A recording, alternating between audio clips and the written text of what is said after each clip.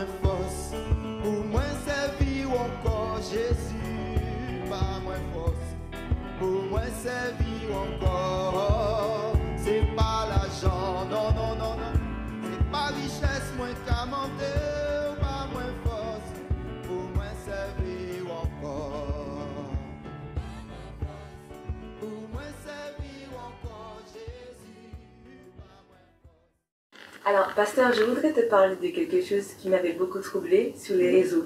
En fait, on sait que sur les réseaux, on trouve de tout, mais il y avait des choses vraiment très bizarres, comme par exemple le fait que Shalom Tabernacle ferme ses portes, alors qu'on voit que Shalom Tabernacle enchaîne les réunions, même les événements. Et donc, c'est bizarre parce qu'on voit même des nouvelles comme quoi tu serais mort, décédé, que tu as des problèmes de santé. Alors, on voudrait que tu nous expliques quel est tout ça autour de toi.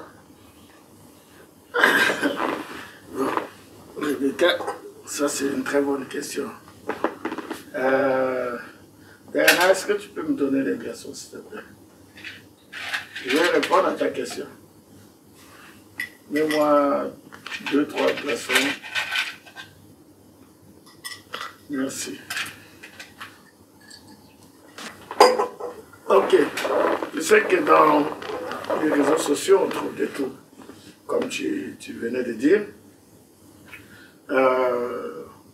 C'est vrai que j'ai appris ça aussi. J'ai appris que Shalom est fermé et j'étais surpris parce que les gens n'ont qu'à taper sur Google Shalom Tabernacle et on enchaîne des réunions.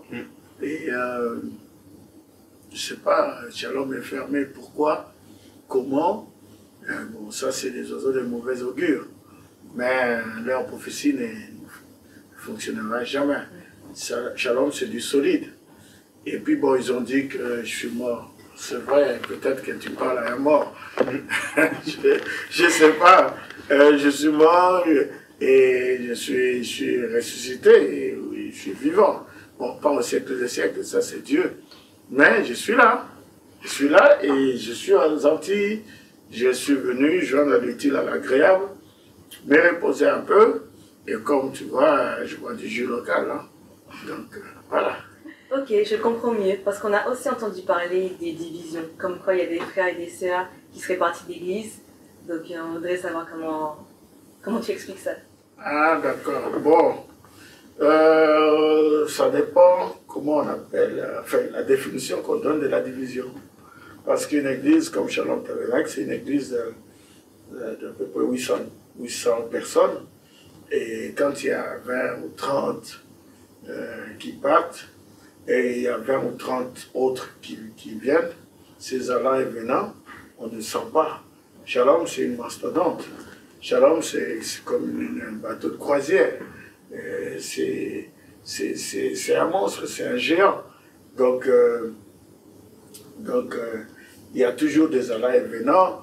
Je peux vous dire le nombre de gens qui, depuis qu'on a Shalom, qui sont partis.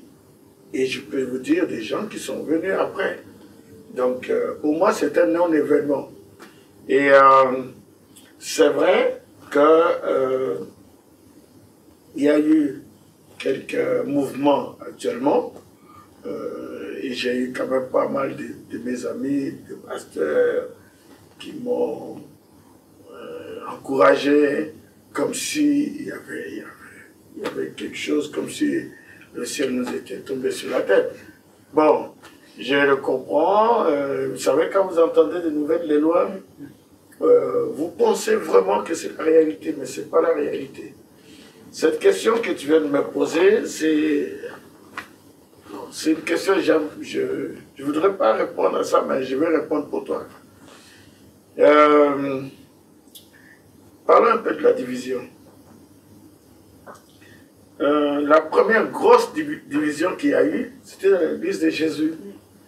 Et Jésus avait une église de 5000 personnes, sans compter les femmes et les enfants. Donc, si on rajoute les femmes et les enfants, on peut arriver facilement à 10 000. Et il prêche un sermon. Celui qui ne mange pas ma chair et qui ne boit pas mon sang n'a pas la vie. Plus de 5 000 ou de 10 000 personnes, il lui reste 82 personnes. Ah, mais quand tu perds autant de brebis comme ça, écoute, c'est énorme. Tu peux te suicider, quoi. Bon, maintenant, Jésus, il prêche un deuxième sermon. Il dit, que direz-vous si vous voyez le Fils de l'homme retourner là où il était auparavant? Les gens ont dit, on connaît son père, on connaît sa mère, on connaît aussi même sa naissance qui posait problème. Et comment il peut dire qu'il venait du ciel? Alors, 70 prédicateurs, on dit 70 prédicateurs sont partis. Et il est resté 12. Et puis il dit aux 12, il dit, et vous ne partez pas? Bon, je ne sais pas, je ne vois pas un pasteur faire ce genre de choses. Il va déprimer. C'est comme si on cassait l'église. Mais on ne peut pas avoir une église à plusieurs vitesses. Hein. Soit les brebis sont avec toi, on avance, soit ils ne sont pas avec toi, mais au moins qu'ils aillent là où ils seront à l'aise. C'est tout. S'ils veulent être à l'aise dans le monde, ils vont dans le monde. S'ils veulent être à l'aise sous un ministère autre, ils y vont. Hein. Et vous imaginez quitter l'église de Jésus. Mais c'est pour aller où? Mais ces gens-là sont partis. Et il y a eu une autre grosse division. Frère Branham, quand il a prêché lors de l'église de 63, il y a beaucoup de gens qui ont quitté le Branham Tabernacle pour aller chez Junior Jackson.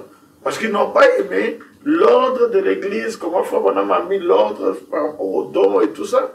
Ils sont partis. Et Frère Neville était très très inquiet. Et il est allé voir Frère Branham. J'ai dit, mais Frère Branham, comment on va faire? Les gens sont partis chez Junior Jackson, comment on va faire? Et Frère Branham dit, Frère Neville, ne t'inquiète pas, l'ange m'avait donné la liste des gens qui allaient partir. Ah, Rebecca, moi si j'étais dans cette liste-là, je ne sais pas, c'est compliqué. Vous voyez, bon, tu quittes Frère Branham pour aller chez Junior Jackson, mais il y a quelque chose qui ne va pas. Bon, et Frère Branham c'était un gentleman. Il a parlé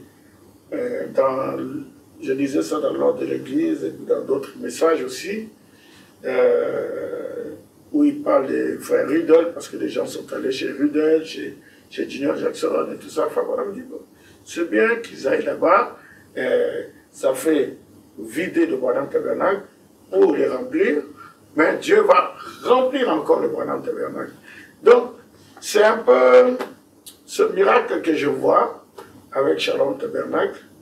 Dès qu'il y a une personne qui part, il n'a même pas franchi la porte, il y a déjà une autre personne qui a pris sa place. Donc, et quand tu regardes, tu vois que dans les vidéos, il y a des poches. Tu vois des poches là. C'est parce que le gouvernement nous a imposé un certain nombre de gens. C'est pour ça qu'il y a des poches comme ça. Il faut faire des distanciations et tout. Mais sinon, quand on ouvre la liste, parce qu'on fait des inscriptions maintenant, dès qu'on ouvre la liste des inscriptions, 2 minutes après, il n'y a plus de place. Les gens se battent. Les places à Shalom Tabernacle sont chères. Donc, voilà un peu ce que je peux te dire. Je ne sais même pas si j'ai répondu à la question. Oui, tu as répondu à la question. Dans plusieurs choses. Voilà quoi. Ok. Du coup, pasteur, je voulais te demander, quand un de nos amis quitte l'église, pour toi, comment tu vois que nous, on devrait se comporter face à ça? Parce que nous, les jeunes, qu'on soit à Shalom Tabernacle, au Tabernacle du Dieu vivant ou à Grace Tabernacle, on a l'habitude de travailler ensemble et du coup, c'est assez délicat pour nous, ce genre de situation. Ok.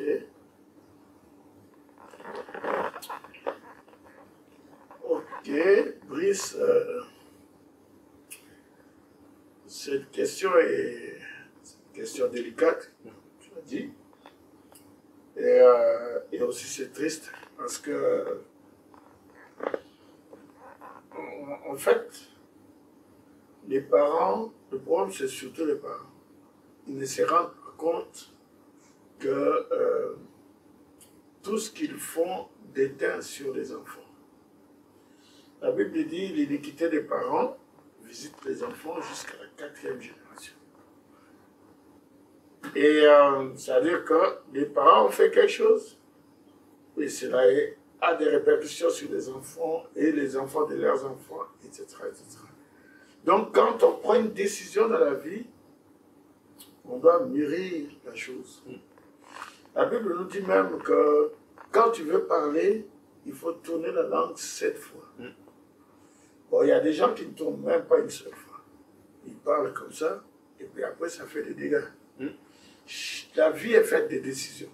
Chaque décision que tu prends, si c'est une mauvaise, tu vas payer. Et tu ne vas pas payer seulement toi, mais aussi ta progéniture. Alors, je reviens un peu sur ce que tu disais. Comme je l'avais dit, c'est triste parce que ce sont des décisions égoïstes et des fois méchantes. Les parents ne se rendent pas compte que quand ils prennent une décision comme ça, il faut qu'ils associent leurs enfants aussi. Vous êtes des adolescents, vous êtes en pleine construction. Et il faut un cadre. L'Église ne sauve personne, mais l'Église vous garde sauvé. Moi, je ne suis pas du genre 100% quelqu'un reste chez lui et il a sa Bible, il a ses brochures, il écoute et puis il progresse. Papa dit que si vous n'avez pas d'église, allez même dans une église pentecôtiste le dimanche. Parce que le cadre là est très très important. Maintenant, la Bible dit que les parents mangeaient les raisins verts. Les enfants ont eu les dents agacées. Oui. Donc ce que les parents font a des répercussions sur leurs enfants. Surtout si ce sont des adolescents. Il y a un proverbe africain qui dit que quand deux éléphants se battent, l'herbe souffre. Donc, et l'herbe là, ce sont les enfants. Et les gens ne se rendent pas compte que quand tu prends une décision comme ça, tu es en train de livrer tes enfants en pâture. Ils ne se rendent pas compte de ça. Ils voient seulement leurs motifs égoïstes et des fois méchants, mais ils ne se rendent pas compte. L'enfant a déjà un cadre, a des amis, a des activités, a tout ça, et l'enfant va laisser tout ça. Parce que si tu sors de l'église, tu prends tout ce qu'il y a à toi et vous partez. Mais maintenant, c'est là qu'il va y avoir des problèmes. Parce que l'enfant là, qui est adolescent, qui avait déjà ses repères, quand il part comme ça, c'est comme une grenade dégoupillée. Et ça va te revenir sur la figure. Alors, je vais vous donner un exemple. Ici à Martinique, il y avait un couple à l'église. Si après un jour, ils ont décidé de partir et de suivre un prophète qui disait qu'il faut brûler la Bible, tout ça. Et j'ai essayé de les persuader. Ils n'ont pas voulu. Ils ont un enfant, une fille. Ils sont partis. Aujourd'hui, quand je parle, comme je parle là, non seulement ils ont laissé tomber ce prophète, mais ils sont contre le message et ils insultent les frères Branham. Ok?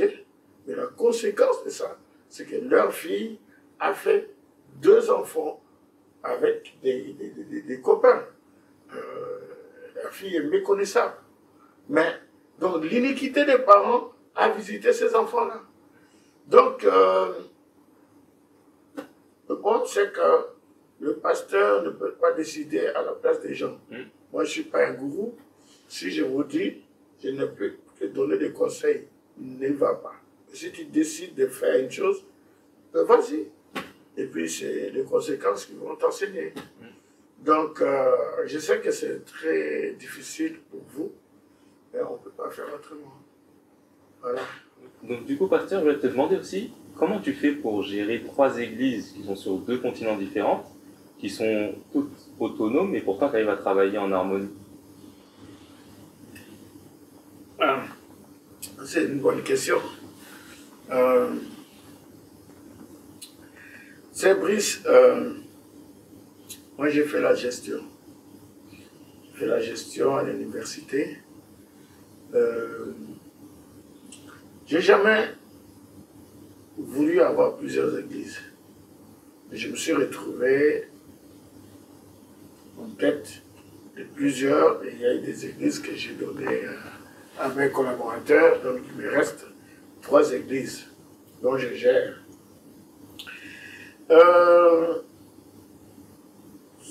Nous vivons dans un temps où la technologie, l'informatique, tout ça est très très développé.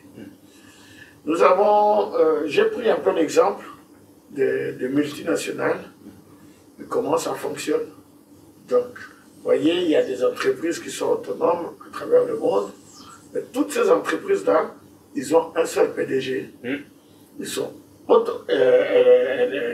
elles sont autonomes, elles ont un seul PDG. Bon, c'est un peu comme ça, c'est ce genre d'holding. Hein. C'est comme ça que ça fonctionne. Alors, j'ai pris un peu ce modèle-là, parce que c'était mes coûts, et j'ai appliqué et ça a marché.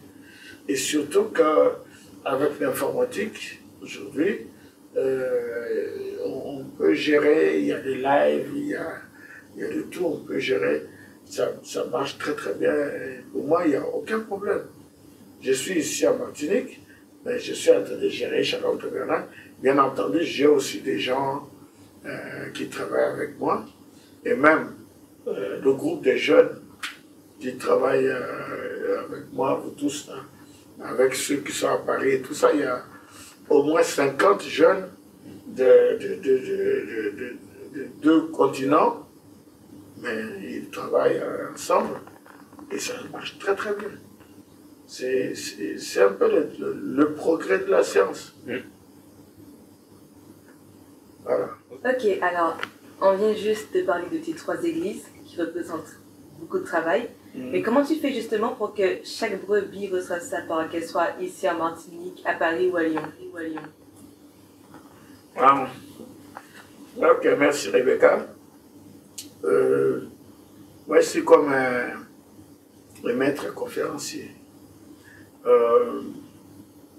Peu importe l'endroit où je suis, je peux faire une conférence. Et les gens qui sont à travers le monde, c'est un peu le modèle aujourd'hui. Il y a un maître de conférence, il peut être en Chine, et puis il a des élèves un peu partout dans le monde. Donc, cette question est très très simple pour moi. C'est comme ça que je fonctionne. Il y a le live, et j'enseigne. Comme là, je suis à Martinique. J'ai joint l'utile à l'agréable. Je me sens très bien ici et je me ressource. Mais en même temps, je prêche. Et quand je prêche ici, Shalom suit. Maintenant, je voulais aussi dire une chose, c'est que j'ai aussi, dans chaque église, une structure. J'ai des ministres, j'ai des diacres, j'ai des administrateurs.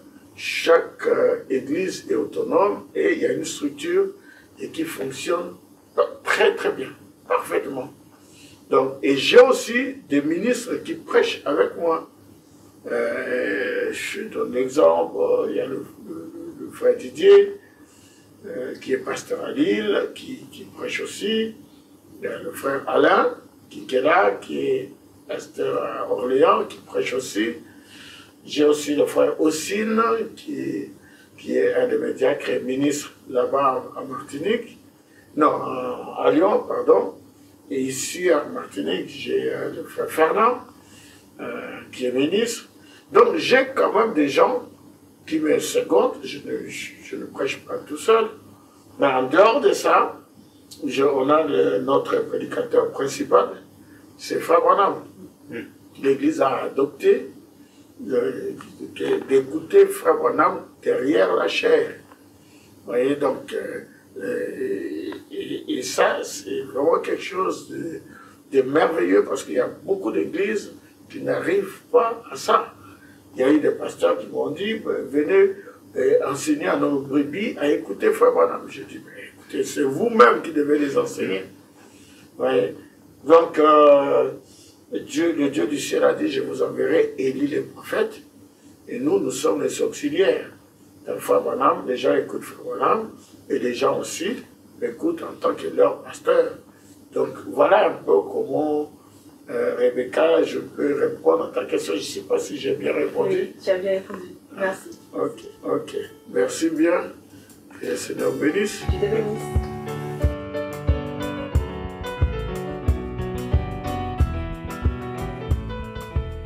Pas moins force, Seigneur, pas moins force. Pour moi, servir encore Jésus. Pas moins force. Pour moi, servir encore. C'est pas l'argent, non. C'est pas richesse, moins qu'à monter. Pas moins force. Pour moi, servir encore. Pour moi, servir encore Jésus. Pas moins force. Pour moi, servir encore. C'est pas l'argent, non. C'est pas richesse, moins qu'à monter. Pas moins force. Pour moi, servir encore.